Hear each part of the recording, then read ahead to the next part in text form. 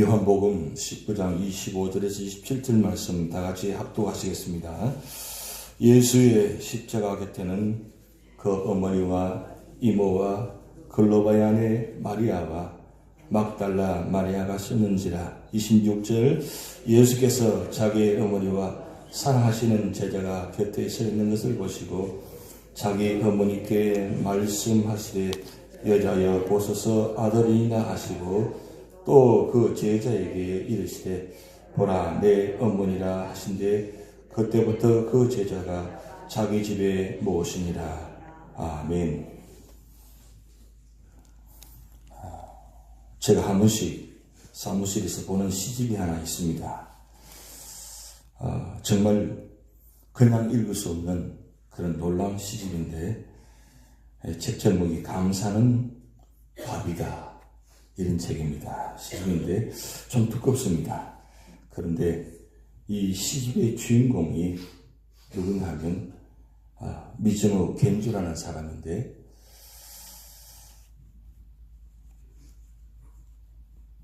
뇌성마비 환자입니다.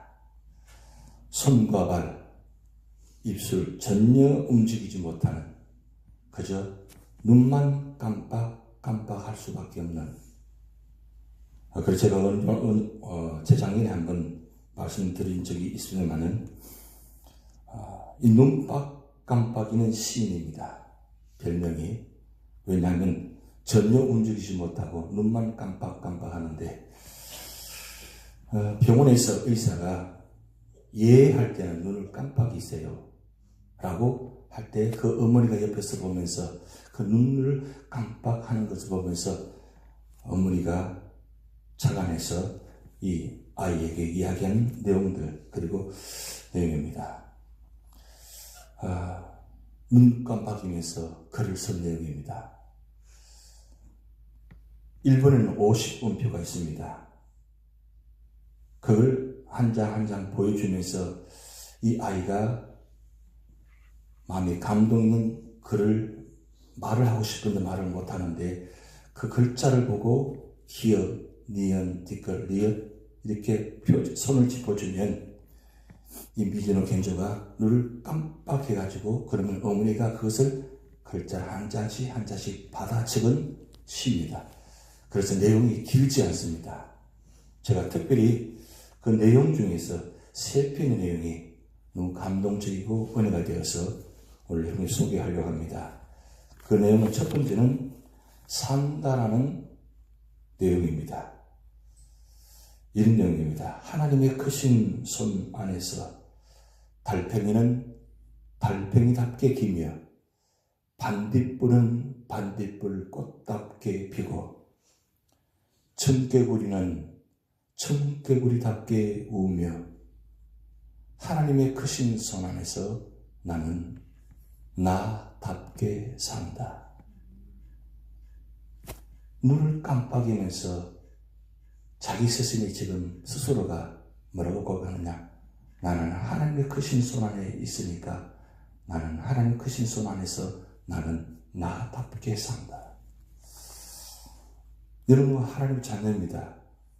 하나님의 자녀로서는 어떻게 답게 살아가고 있습니까?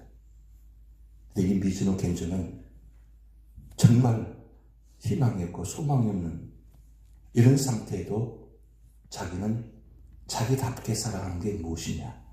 그것이 두 번째 내용이에요. 눈과 귀란 제목입니다. 뇌성마비로 모든 것을 빼앗겼지만 하나님이 눈과 귀만은 지켜주셨다. 말씀을 읽도록, 말씀을 듣도록, 말씀으로 구원하시기 위해. 여러분 놀랍지 않습니까? 귀와 눈밖에 없습니다. 그저 생명이 겨우 붙어있는 상황입니다. 그저 들을 수 있는 것, 눈을 깜빡일 수 있는 것, 다른 것 다 빼앗겼지만 이걸 왜 자기에게 남겨두셨냐? 그건 말씀을 읽도록, 말씀을 듣도록, 말씀으로 구원하시기 위해. 어떻습니까? 이렇게 해도 우리가 말씀을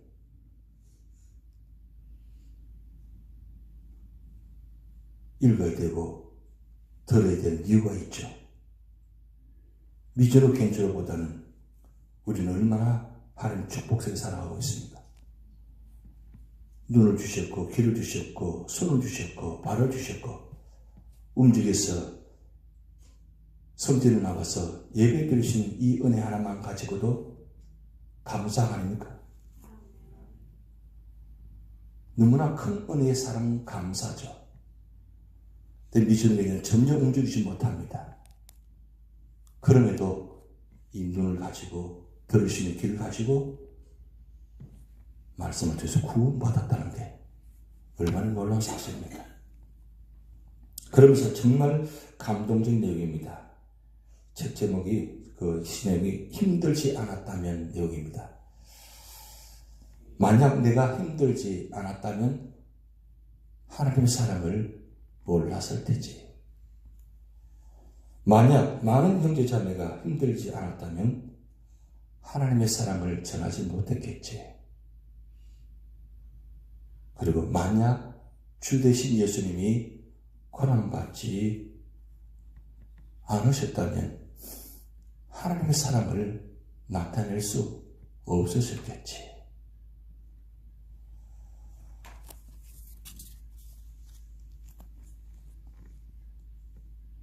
이 미주의 겐조는 말씀을 보면서 말씀을 듣는 가운데 하나님의 사랑을 깨달았다는 겁니다.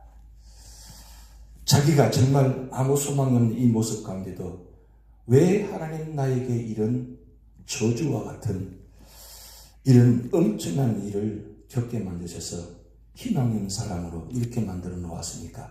원망하고 불평하고 그렇게 할 수 있잖아요. 근데 미즈노 겐조는 예수님을 통해서 말씀을 듣고 구원받고 난 후에 예수님의 고난을 보면서 자기를 생각한 겁니다. 내가 고난당하지 않았다면 내가 하나님의 사랑을 체험하지 못했다는 것. 여러분 지금 삶의 자리에 고난이 있을 것입니다. 고통이 있을 것입니다. 자녀의 문제로, 가정의 문제로, 사업적인 문제로, 신앙의 문제로 지금 굉장히 고통 가운데 있는 사랑하는 성도들이 있을 것입니다. 왜 나에게 그런 고통과 그런 십자가를 주셨겠습니까? 그것은 주님의 사랑을 깨닫게 하기 위해서 체험하시게 주신 고통입니다. 그래서 기독교는 해석의 종교입니다. 어떻게 믿음으로 해석하느냐에 따라서 우리 삶의 방향이 달라집니다. 미즈노 겐조가 믿음으로 해석하지 않았다면 어떻게 이런 시가 나오겠어요?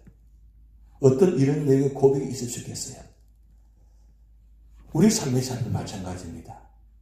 고난으로 받아들이고 고난으로만 해석하면 고난밖에 남지 않습니다. 그러나 그 고난을 믿음으로 해석하고 믿음으로 받아들이면 내게는 축복입니다. 아무 소망이 없어도 아무것이 없어도 주님 한 분만 있으면 감사합니다. 그래서 뇌성마비 환자가 고백이 감사는 밥입니다. 감사를 밥 먹듯이 한다는 것. 어떻게 감사가 나와요? 감사가 나올 수 없어요. 우리 같으면. 나 같으면 감사할 수가 없어요. 근데 이 상황에도 하나님 감사합니다. 라고 고백할 수 있는 모습. 오늘 예수님께 십자가에서 그 감사 사랑의 모습을 지금 말씀하고 있습니다. 25절 말씀 보면 하나님께서 가장 사랑하는 자들을 마지막 자리에 함께 하게 하셨습니다. 25절 말씀 보면 예수의 십자가 곁에는 그 어머니와 이모와 그리고 글로바의 아내 마리아와 막달라 마리아가 섰는지라 이렇게 기록되어 있습니다. 4명의 여인이 등장합니다. 예수님의 어머니 그리고 이모. 이 이모는 살로메입니다. 이 이모가 누구냐? 바로 사도 요한의 어머니입니다. 어머니. 사도 요한의 어머니. 그러니까 예수님과 요한은 이종 사촌간입니다. 그 어머니가 옆에 같이 있었던 겁니다. 그리고 글로바야 아내 마리아, 그리고 막달라 마리아. 정말 3년 동안 예수 누구보다 앞장서서 따라다녔고 어떤 자리든지 함께하는 그 자리를 지킨 이 4명의 여인입니다. 이 4명의 여인이 지금 십자가 밑에 그 죽음의 현장 속에 함께하고 있습니다. 그래서 사랑은 끝까지 가는 것입니다. 사랑은 끝까지 함께하는 것입니다. 내가 필요할 때만 자리에 있는 것이 아니라, 내가 필요할 때만 요구하는 것이 아니라, 사랑은 죽음의 자리에도 함께 있는 것입니다. 그 주님의 십자가 앞에서 충분히 멀리 떠날 수도 있고, 예수님 어머니는 당연하죠. 옆에 아들이니까 있을 수 있지만 다른 여인들이 있을 수 있겠어요? 그런데 마지막 그 자리에 이 4명의 여인이 지킵니다. 그러면서도 한 사람, 바로 요한. 누구보다도 뜨겁게 주님을 사랑하고 언제나 자리에 들어가면 예수님 품에 기대어서 늘 예수님과 함께 동고동락한 이 요한. 이 요한도 마지막 자리를 지켰습니다. 그러면서 26절 말씀에 이렇게 말씀이 기록되어 있습니다. 예수께서 자기 어머니와 사랑하시는 제자가 곁에 서 있는 것을 보시고, 사랑하시는 제자 바로 요한입니다. 보시고 자기 어머니께 말씀하시되 여자여 보소서 아들이니이다. 지금 예수님께서 십자가 위에서 어머니를 보시면서 여자여 보소서 아들이니이다, 그렇게 말씀하고 있습니다. 어머니 보소서 아들이다 하지 않고 여자여 보소서 아들이다. 예수님께서 어머니를 향해서 여자여란 말은 2번 사용했습니다. 제일 첫 번째 기적, 물로 포도주를 변하는 그 혼인잔치 때 어머니가 이 예수님이여 지금 포도주가 다 떨어졌습니다, 그렇게 예수님이 말할 때 예수님께서 여자여, 내 때가 아닙니다, 여자여란 단어를 사용했습니다. 근데 이 마지막 순간의 자리에 여자여란 단어를 사용했습니다. 이 여자는 당시 사회에서 가장 귀한 단어를 사용할 때 여자여라고 사용합니다. 어떻게 보면 어떻게 해요? 아들이 어머니에게 어머니 보소서 하지 않고 왜 여자여라고 했느냐? 예수님께서 사역을 시작하실 때는 분명히 육신과 영을 구분시켰습니다. 제일 처음 기적을 시작할 때 여자여라고 시작하고, 마지막 이 자리에 여자여는 사람의 아들이 아닌 하나님의 아들 입장에서 말씀하시는 뜻입니다. 하나님의 아들 그 모습을 가지고 지금 육신의 어머니에게 여자여 보소서 이 단어를 사용했다는 뜻입니다. 그러면서 아들이다, 아들.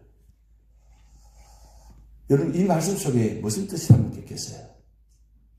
여자여, 나를 믿으세요. 내가 아닌 바로 이 일입니다. 내가 이 땅에 오시는 이 일을 위해서 왔습니다. 이 아들을 보십시오. 고통스러워하지 마십시오. 내가 이렇게 십자가에 못 박혔고 이렇게 십자가에 죽으시는 것은 바로 온 세상을 구원하기 위해서 내가 십자가에 죽음입니다. 아들을 바라보십시오. 고통스럽게 절망으로 바라보지 마시고 소망을 갖고 온 인류를 구원하는 마음으로 바라보십시오. 이 진정한 아들입니다. 자랑스럽게 생각하십시오. 어제도 한 번만 말씀 나눴지만 우리 사랑하는 자녀들이 부모 입장에서 제 소망이 무엇입니까? 성공하는 것입니다. 잘 되는 것입니다. 결혼하고 아이를 낳고 직장생활 반드시 하고 살게 성공하는 것이 부모의 마음입니다. 근데 진짜 부모 마음은 사회적인 성공보다도 영적인 아들, 믿음의 아들입니다. 믿음의 자녀입니다. 믿음의 자녀가 되지 않으면 아무리 사회적으로 성공해도 다 소용없습니다.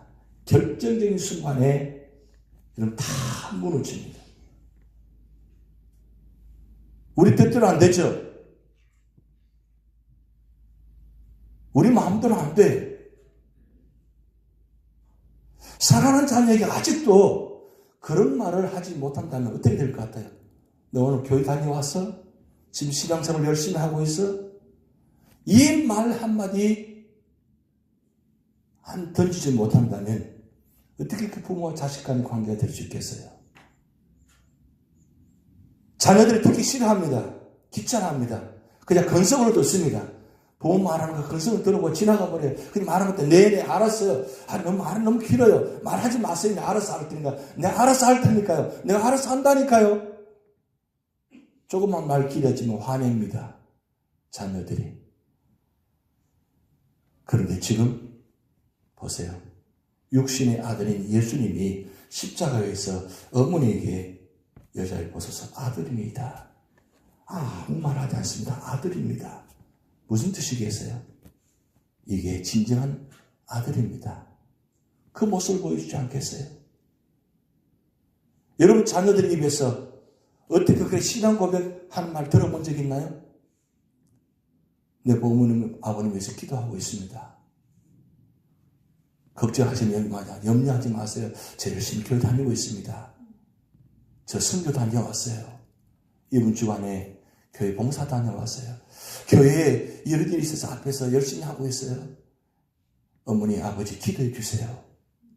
그런 말 들어본 적 있어요?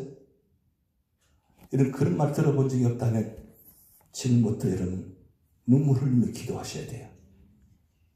눈물 흘리며 기도하셔야 돼요. 왜요? 이 세상은 그저 그렇게 살아갈 수 있는 세상이 아닙니다.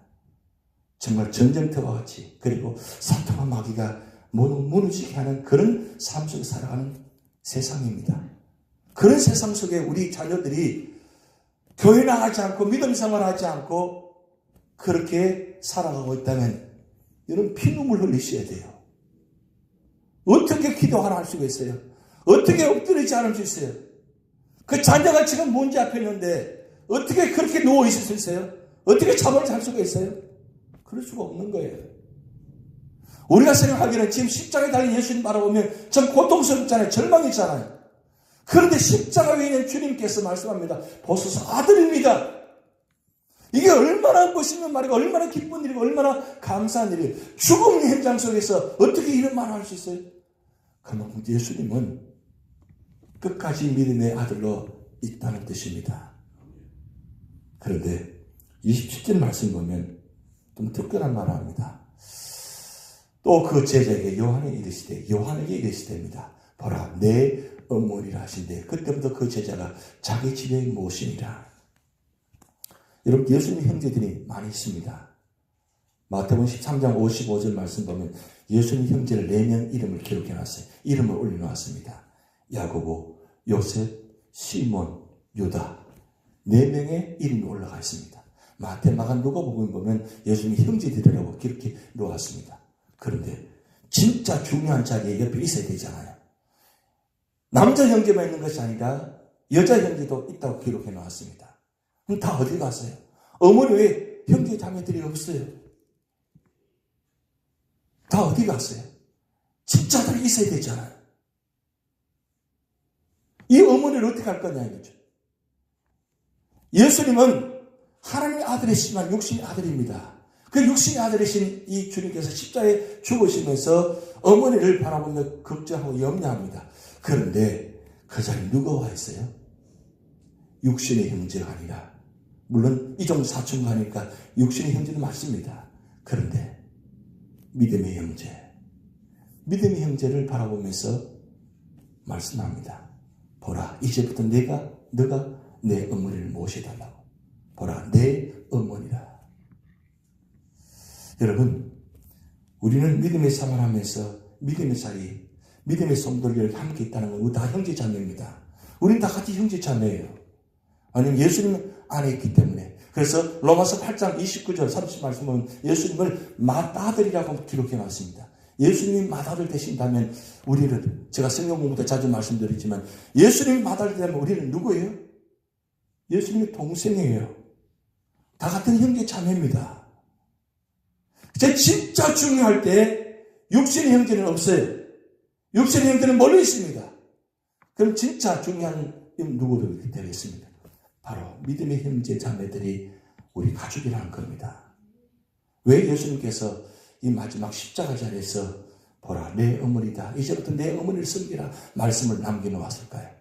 그것은 믿음 안에서 우리가 다 형제 자매이기 때문에 다 구원받은 성도니까 이제부터는 믿음으로 함께 살아가는 뜻입니다. 그래서 저는 이 말씀을 들으면서 그런 생각이 들었습니다. 꼭 저에게 말씀하시는 것처럼 유저연합장의 성도들 나한테 부탁한다. 저는 그렇게 음성이 들려졌어요. 그러면 제만 그렇게 음성이 들어야 돼요?